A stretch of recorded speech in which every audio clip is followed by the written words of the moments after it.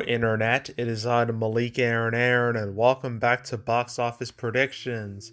Today we're going to be talking about Dix the Musical. Yes, that's the actual name of this movie.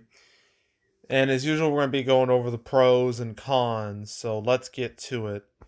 Pros. So this is from A24, and A24, as you know, they're a smaller studio. They're not like a Disney, Warner Brothers, Universal, Paramount. They're not one of the big studios, but they have developed quite a following, mainly because they've distributed a lot of weird, different movies that have gained audiences, very loyal audiences. I mean, just looking at it here, I mean, these are their top performers. The top performer was last year's Everything Everywhere All at Once, which not only made a decent amount of cash, but won awards, won Oscars. So, there's that. There's Lady Bird, Uncut Gems, Hereditary, Talk to Me, Moonlight, Ex Machina, Midsommar, The Witch, lots of stuff here. So they've developed a reputation for being, I guess, cool and different. So it makes perfect sense they would want to distribute something like this because I don't think a single big studio will want to go anywhere near something like this. So, yeah. So A24's reputation, I would label that as a pro. Definitely. Trying to think of another pro is the fact that the fact that this movie is just so different from everything out right now. I mean, the fact that it's a musical, the fact that it's a super duper raunchy musical, from what I hear, and just like watching the trailer, when I watched the trailer in front of Talk to Me, like I didn't really know much about this movie, so like I watched the trailer, it was a bit of a shock to me. And I was like, okay, this is something. So the fact that this automatically stands out amongst everything else in the market, I will always label that as a good thing. So that's a pro. The fact that it stands out so much for being so weird and different, so unapologetically weird and different. So that's pro number two. Trying to think of some other pros. Pro number three. Okay, well, this is. I don't know if I can label it as a pro. Its reviews are not like. It's a 71%, which is like good, but not great. Kind of in like that danger zone of being meh, being mid. But 71%, I mean, that's like fine.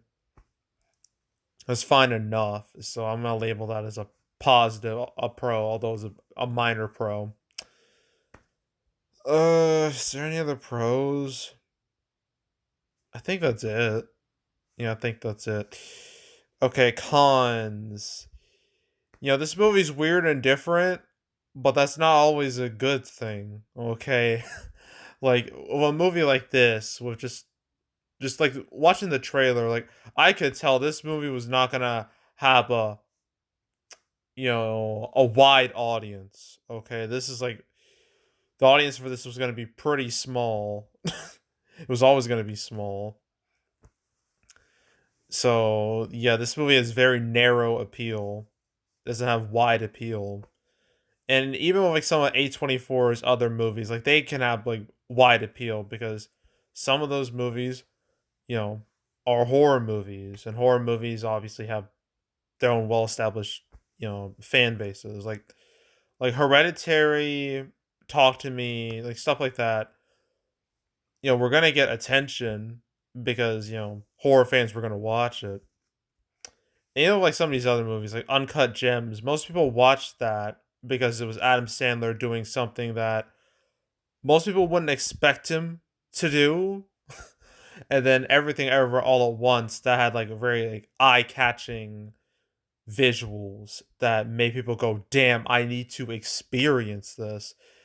Dix the Musical doesn't really have that, really. It doesn't even have like the meme factor of the Disaster Artist, which was all about the room, and the room was like this, is so famous, so bad it's good movie, like made popular online. So like it had that going for it. Dix the Musical doesn't. So even like some of these movies, they had more wide appeal than Dix the Musical. So the severe lack of wide appeal, that's a con, definitely. There's no audience score, so I can't talk about that. So nothing I can do about that. But there's also the fact that right now, I mean, obviously, most of the attention is going towards Taylor Swift, Martin Scorsese with their movies. The Eras Tour concert movie and Killers of the Flower Moon. Those are like the two movies anyone's talking about. No one's really talking about this. And then next week is not going to get a whole lot better because a bunch of movies are going to be coming out at once. And only one of them is expected to do really well. That movie being Five Nights at Freddy's. And yeah, all those movies coming out, that's not good for this. So, yeah, just competition, well, not really direct competition, but general competition now and later, that's a con, in my opinion. Another con, this had a limited release. This opened in like 7 theaters, had a 28K per theater average, which is not great. I mean, it's not awful, but it's not great. Then the second weekend expanded like to 15, fell by 53%. That per theater average just crumbled. So that's a red flag right there. um yeah, so a lackluster limited release. I'm gonna label that as a con. Definitely. Um are there any other cons? Any other serious cons? I think I've mentioned all this the main stuff. I guess I could talk about musicals. Let's talk about musicals. Why not? Musicals. They used to do really well, but now, no. Just no. It's been bad, man, especially the last few years. Oof. I mean, trying to see. It seems like the last successful musical we really had was Mary Poppins Returns. But even then, that movie was labeled a disappointment. But after that, what do we have? Cats, 2019, an absolute classic in my opinion. A movie I will never, ever forget for all the wrong reasons. But still, that movie is special to me. Well, nothing in 2020.